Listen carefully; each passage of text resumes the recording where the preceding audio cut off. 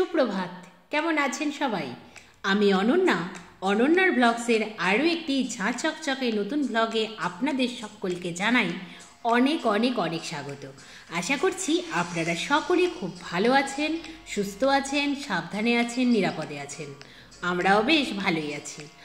আজ দিনটি বৃহস্পতিবার, সকাল এখন 10:30 মতো বাজে। আপনাদেরকে সাথে নিয়ে ঠিক এখন থেকেই আজকের ব্লগটি আমি শুরু করছি। যথারীতি প্রতিদিনের মতোই সকালে ঘুম থেকে উঠে ব্রাশ করে ফ্রেশ হয়ে নিয়েছি। তারপর মায়ের সাথে সাথে টুকটুক করে বাসি কাজগুলো কমপ্লিট করেই চা পর্বও মিটিয়ে ফেলেছি।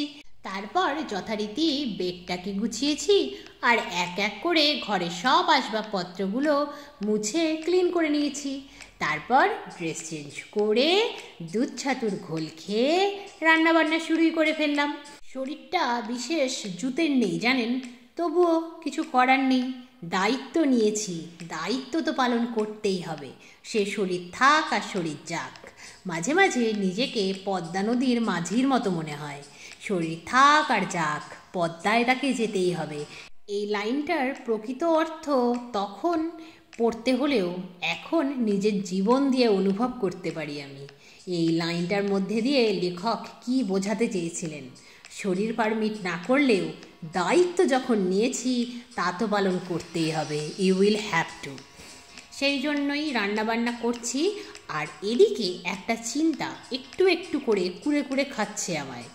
একেই তো হাতের যন্ত্রণাটা কমেনি, তার জন্য কিছুটা হলেও আমি দায়ী। হাতে যে বেল্টটি ডক্টর 3 সপ্তাহ টানা পড়ে থাকতে বলেছিলেন, সেটি আমি আর এখন পরার মতো সময়ই পাচ্ছি না। ওই বেল্টটি পরার পরে ডক্টর বলেছিলেন কোনো কাজ আপনি করতে পারবেন না। সত্যি তাই, বেল্টটি পরে কোনো কাজই আমি করতে পারছিলাম না। সেই জন্যই ভাবলাম কাজের দায়িত্ব নিয়েছি, কাজ তো আমায় করতেই হবে। তার থেকে থাক, বেল্ট পরে কাজ নেই। বেল্ট পরিনি, ব্যথা কমেনি, চরম যন্ত্রণা করছে। প্রতিদিন কি পেন কিলার খাওয়া যায় বলুন তো? না, পেন কিলার প্রতিদিন খাওয়া ভালো? এরপর কিডনি চলে গেলে তখন তো আরও একটা ঝামেলা হবে। হাত ব্যথা যেদিন চরমে উঠে যাচ্ছে সেদিন আমি নিজের ক্ষতি হবে জেনেও পেন কিলার খেয়ে নিচ্ছি। কিছু করার নেই। আবার এটাও ঠিক, মা তো সব কিছু একা হাতে সামলে উঠতে পারছে না। এটাও ঠিক, মায়ের বয়স হয়েছে। আর তার সাথে মায়ের পরপর দুবার যে অ্যাক্সিডেন্টগুলো হলো তাতে মা বেশ কমজোরি হয়ে গিয়েছে। আজ থেকে কয়েকটা মাস আগেও মায়ের পরিস্থিতি এতটা দুর্বিষহ ছিল না। মায়ের পরিস্থিতি বেশ ভালোই ছিল, কিন্তু ওই যে পরপর দুটো অ্যাক্সিডেন্ট আর গাদা গাদা মেডিসিন, সেই সব মায়ের শরীরটাকে ভেতর থেকে পুরো ফাঁপা করে দিয়েছে। আমি বুঝতে পারি, নয়তো মা তো ভালোই সব কাজ সামলাতো, সব দিকটাই সামলাতো। আমি স্কুলে যেতাম, এখন তো আর পারছে না। এই রকমই দিন ছিল। এতটাই ঠান্ডা পড়তো, প্রতি বছর শীত চলে গেলে আমরা ভুলে যাই ঠিক কতটা ঠান্ডা গত বছর পড়েছিল। এটাই হচ্ছে ব্যাপার। তাই বলে ঠান্ডা এবছর বেশি, আগের বছর ছিল না, এমনটা তো নয় বলুন। তো মা পারছে না, অগত্যা আমাকে করতে হচ্ছে। আর হাতের ওপর জোর দেওয়ার জন্য হাতের যন্ত্রণাও আমার আর কমছে না। এই নিয়ে আমি একেবারে জেরবার। আর আরও একটি চিন্তা, যেটির কথা আপনাদের বলতে বলতেও হারিয়ে গেল আমার কথার খেইটা। সেই চিন্তার কারণ হলো চাল ধীরে ধীরে বাড়ন্তের পথে। বাড়ন্ত বলতে একেবারেই বাড়ন্তের পথে। চাল তো আনতে হবে। একবারে 1 কেজি চাল আনলে তো হবে না, মিনিমাম 10 কেজি আনতেই হবে কয়েকটা দিন চালানোর জন্য। আবার এখন নতুন চাল কেনাও যাবে না কুইন্টাল ধরে। কি মুশকিল হয়েছে ভাবুন। এবার মা তো টানাটানি করতে পারবে না। 10 কেজি চাল আমি একা হাতে কি করে টেনে আনবো বলুন তো? এই সব ভাবলেই কেমন যেন একটা শীতল স্রোত হাড় বেয়ে নেমে যাচ্ছে আমার। কারণ শারীরিক যন্ত্রণার ভাগ সবাই নিতে চাইলেও নিতে পারবে না। শারীরিক যন্ত্রণার ভাগ যার যার তার তার। সবাই ইস ইস উস উস আশ্বাস করতে পারে, এইটুকুই বাস। কিন্তু নিজের দায়িত্বটা তো নিজেকেই নিতে হবে। আর এটাও ঠিক, এই বিকট পরিস্থিতিতে পড়ে আমি প্রচুর স্বাবলম্বী হয়েছি। তার জন্য এই খারাপ সময়কে আমি ধন্যবাদই জানাই। আবার এই খারাপ সময়েই আমাকে মানুষের মুখ আর মুখোশের তফাৎ বুঝতে শিখিয়েছে। আমি বুঝতে পেরেছি আলটিমেটলি কেউ কারণ নয়, যার যার কাজ তাকে তাকেই করতে হয়।